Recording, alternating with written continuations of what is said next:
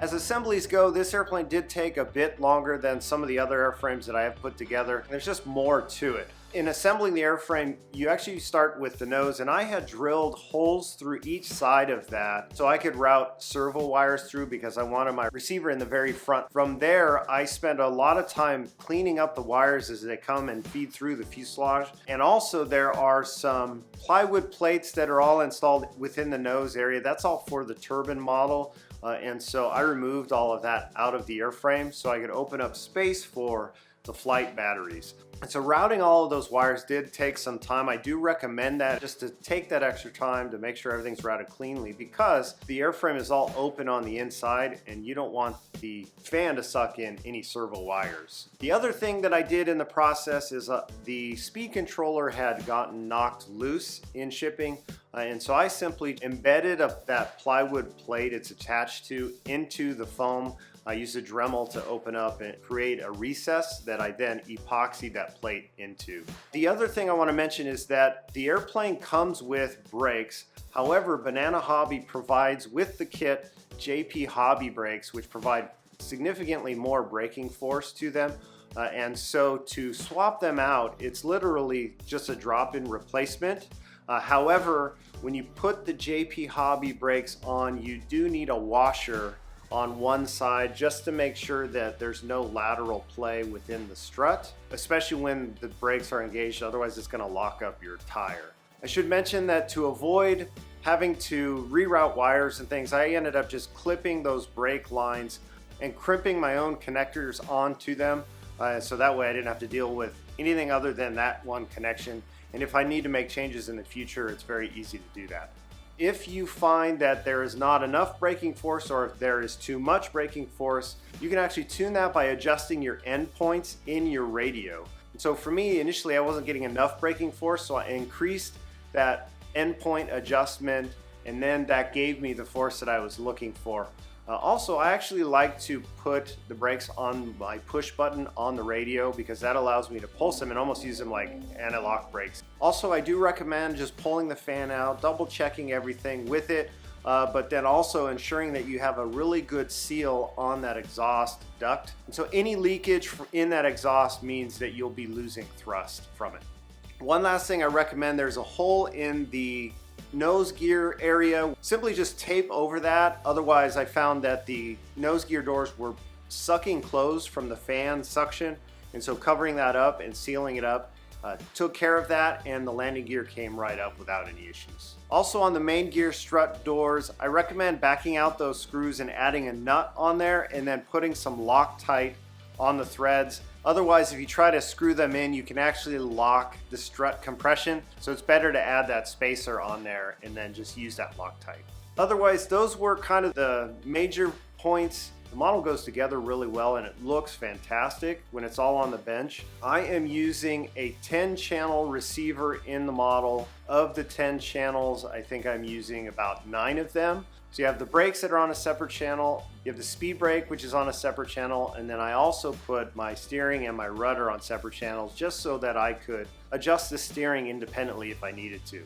And then the elevator, ailerons, and flaps are each connected by their own Y harnesses into the receiver. In terms of the controls themselves, once it's all together, for the elevator, I'm running 12 millimeters up and down with 5% expo. For the aileron, 15 millimeters up and down with 5% expo. And for the rudder, 30 millimeters left to right with 25% expo. And for the flap, I'm at 15 millimeters mid and 40 millimeters for the full flap setting. And there's no elevator mix required with the flaps, which makes it really simple to set up.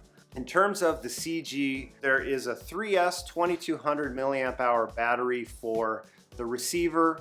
They have voltage regulation in their BEC. They do recommend the 3S. And then I'm running two 6S 6250 milliamp hour roaring top batteries, and those are stacked on top of each other, and they are placed all the way forward in the area I have for the batteries, and that gives me the CG perfectly. And that equates to 155 millimeters measured from the inlet leading edge aft, and that actually equates to the very front of the main gear wheel well. So if you pick up the airplane with your fingertips along that wheel well edge, that gives you the CG perfectly, and you want the airplane to be about level or slightly nose down. Now, in terms of flying the airplane itself, this is a really fantastic flying jet.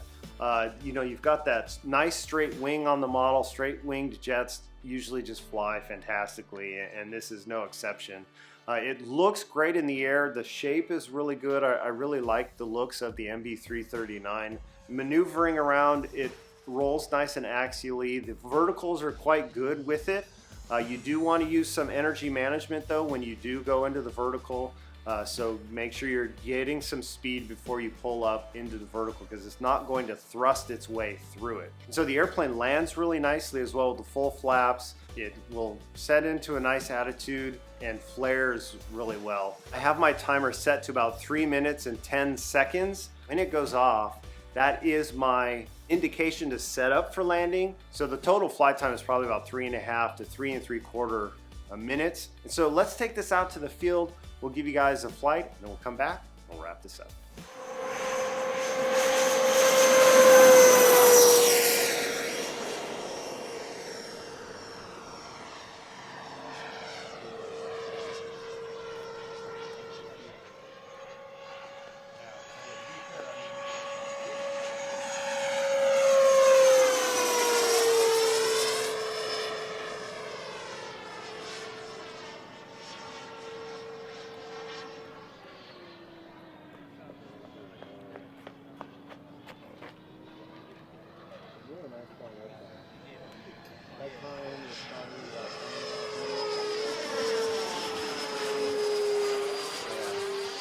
That's real nice.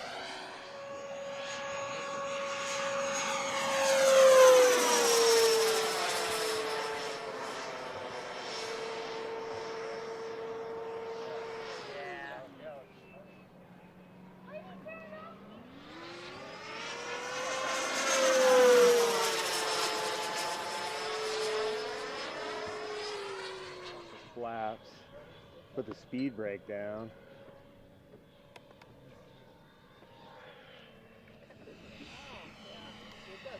There it is.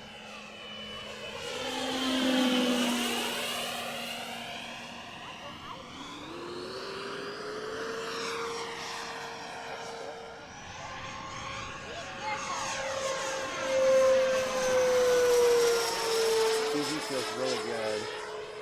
Doesn't need very much down elevator in the inverted, so that's good.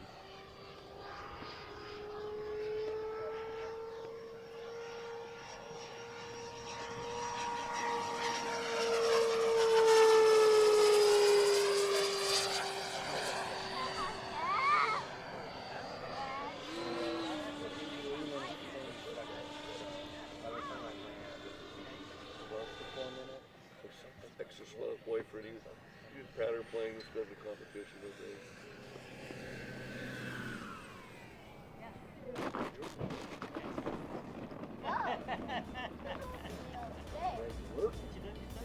And there we have the AeroFoam MB-339. This is a really nice flying jet. I do wonder though what it might do with, say, a Jet Fan 100 or something like that. So I'd love to look at that down the road at some point. So thanks so much for watching. If you'd like to see my recent review of the J65 twin 70mm EDF, you can see that here. Until next time, I'll see you at the field.